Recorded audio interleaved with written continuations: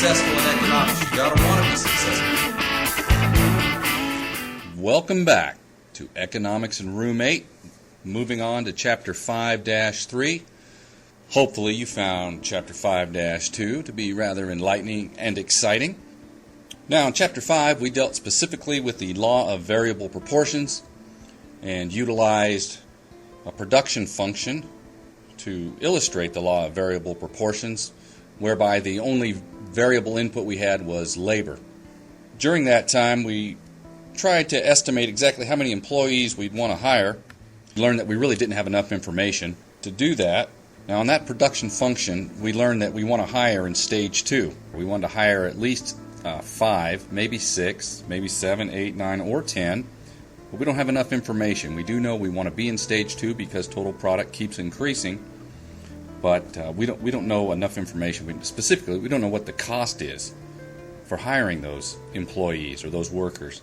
So here in Chapter 5-3, we're going to analyze costs and different types of costs. We have 4 different measures of cost to learn. And so this first video will focus on fixed cost. So here we go.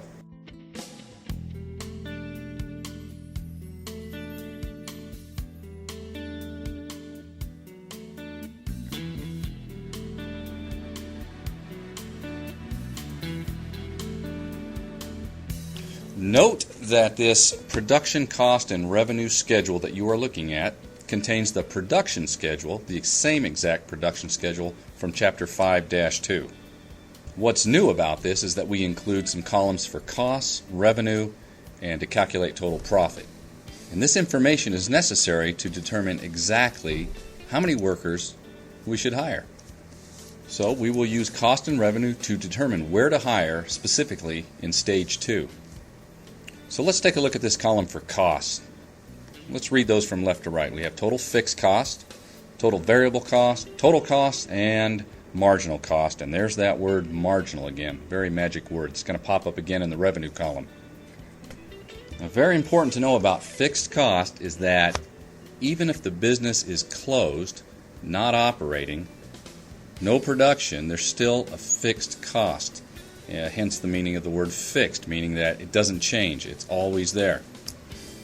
Some fixed costs that your family might experience would include perhaps a car payment, rent, house payment, things of this nature, things that remain the same from month to month and exist for a long period of time. Some might ask, what if the business goes out of business? Does that fixed cost still exist? That fixed cost still exists until that fixed cost is somehow eliminated. You can't just close the doors and say goodbye to the fixed cost. The fixed cost is going to be there. Just the same with your car payment. Just because you don't drive the car doesn't mean you don't have to pay for it. If you rent a house and you go on vacation for a month, do you still have to pay the rent even though you're not living in the house at that time? Yes. Yes, you do have to pay that. That's a fixed cost. Note in the production schedule, even at 0 workers with 0 total product and 0 marginal product, we have a total fixed cost of $50.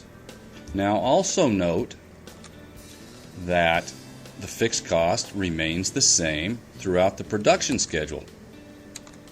That's the nature of a fixed cost, whether we have 0 workers, 0 total product, or we get all the way up to, in Stage 2, 10 workers and 148 in total product.